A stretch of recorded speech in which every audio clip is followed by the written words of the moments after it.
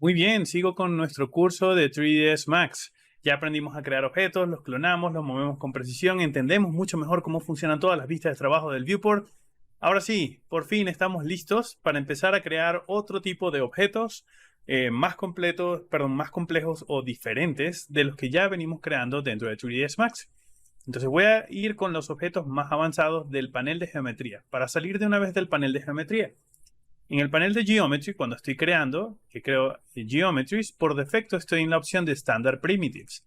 Y hasta ahorita les he explicado cómo funciona cada uno de estos botones, excepto el Text Plus, que me gustaría combinarlo cuando estemos viendo las opciones de objetos bidimensionales de los shapes para que veamos la diferencia entre este texto y el otro. Solo por eso, por eso lo he dejado para después. Pero si yo despliego Standard Primitives, resulta que tengo un montón de menús o submenús de donde puedo crear más objetos. Entonces, si yo selecciono la opción de primitivas extendidas, por ejemplo, fíjense que aparece un nuevo renombramiento de un montón de nuevas herramientas que no conocíamos hasta el momento. Si presiono Edra y hago un primer clic fijo y lo arrastro hacia afuera, estoy creando un Edra, es decir, un polígono de 8 lados con forma como de rombo. ¿Ok? Lo voy a desplazar un poco hacia arriba para moverlo por allí.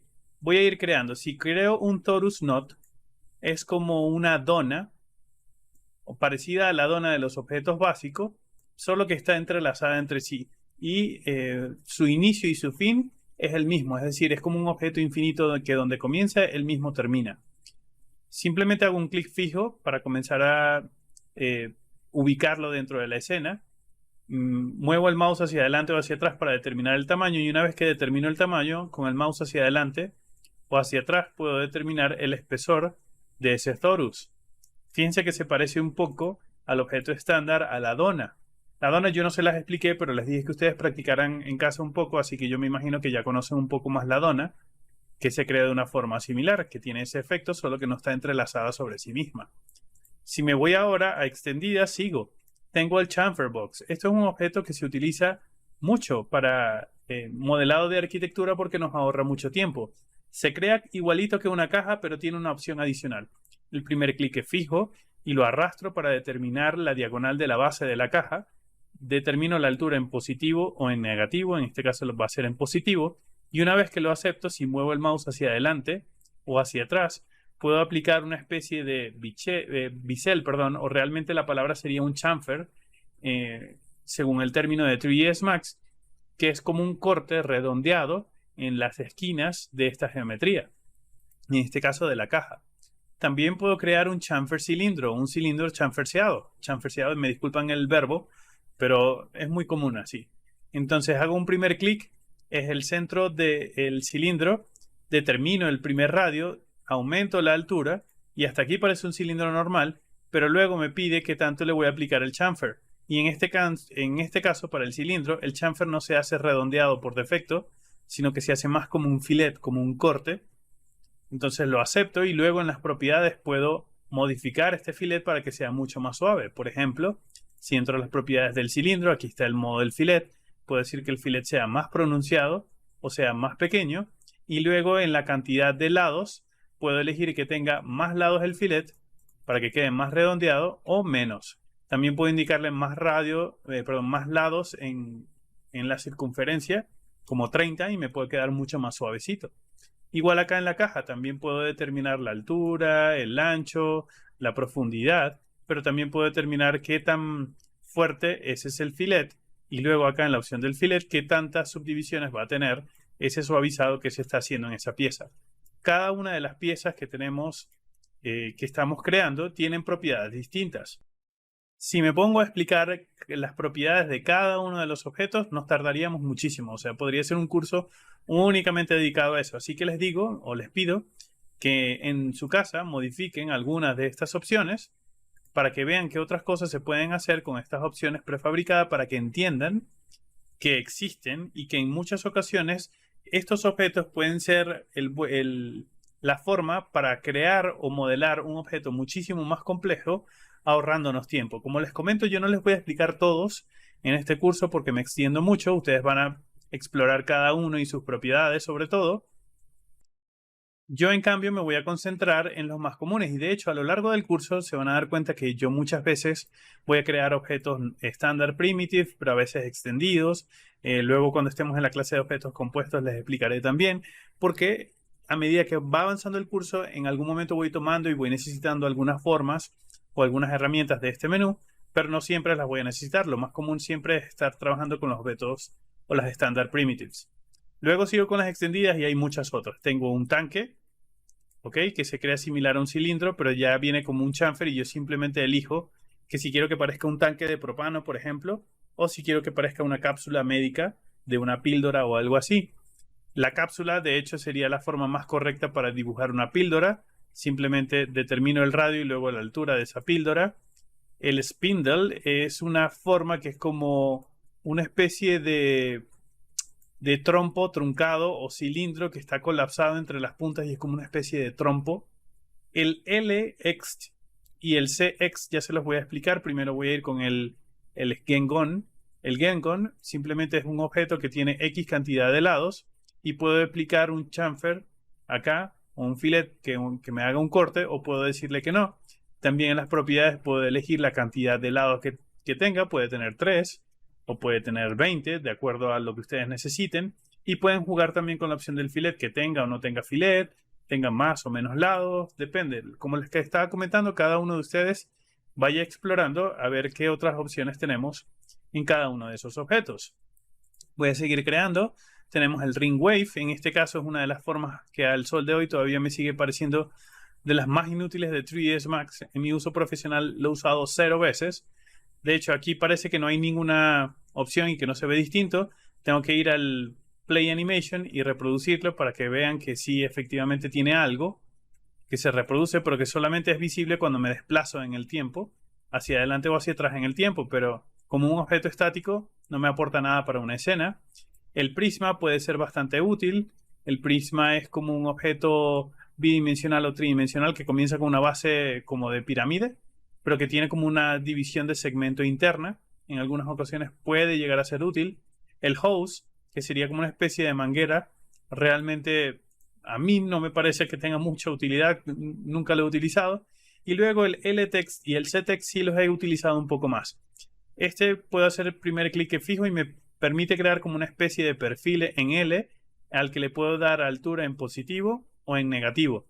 Esto puede ser muy cómodo para poder crear paredes rápidamente como un punto de inicio o perfiles metálicos para aquellas personas que trabajen con arquitectura. El CX también es exactamente lo mismo, solo que el perfil es de forma de C y luego puedo determinar qué tanto de ese espesor de ese perfil va a tener ese objeto. En este caso los voy a desplazar un poquito hacia detrás porque voy a seguir agregando otros objetos. Hay otros objetos que son más complejos de crear que también están por acá en el menú.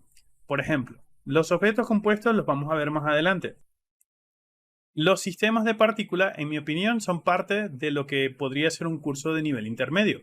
O sea, para entender cómo funciona un sistema de partículas, yo preferiría que ya tengan unos fundamentos de 3ds Max bien hechos. O sea, que completen este curso básico y luego podrían ver un intermedio de los sistemas de partículas. Pero fíjense que tenemos por ejemplo, las puertas. Las puertas, tengo una puerta pivotante, entonces mi primer clic es fijo, determino el ancho de la puerta, luego el espesor del marco, y luego la altura de la puerta y clic derecho para no crear más puerta. Y en este caso he creado una puerta pivotante. Las puertas tienen la opción de poderlas abrir y luego puedo cambiar, puedo decir que sean puertas dobles, que se abren, se cierran. Puedo invertir la posición de la puerta también, puedo decirle que se abran hacia adentro o que se abran hacia afuera. Y no es el único tipo de puerta, también está la puerta deslizante. Déjenme modelar una brevemente por acá. El modelado es similar, pero la apertura de las hojas de la puerta es distinta porque se deslizan. ¿Ok? También pueden ser, puedo voltear el frontal para que se abra el frontal o al revés. O puedo invertirlas para que se abran en el otro sentido. Nuevamente, cada uno va a explorar las opciones de estos objetos más complejos. Yo les enseñé algunas puertas, ahora quiero enseñarles algunas ventanas. Los NURBS todavía no los vamos a ver. Vamos a irnos con Windows. En Windows hay varias, por ejemplo, la más común sería el sliding, que me permite a mí crear una ventana con un espesor y una altura que se desliza, y luego voy a poder tomar esta ventana y decirle que se abra y se va a poder deslizar hacia arriba o hacia abajo. En este caso el deslizado es vertical, pero si yo tomo esta ventana y la roto, y recuerden que la podemos rotar con precisión porque ya lo expliqué en clases anteriores, presionen, recuerden, W, E, R es para ir a mover, rotar y escalar. En este caso roto 90 grados con precisión por acá, y ya puedo tenerla en vertical para que la ventana se abra en ese sentido.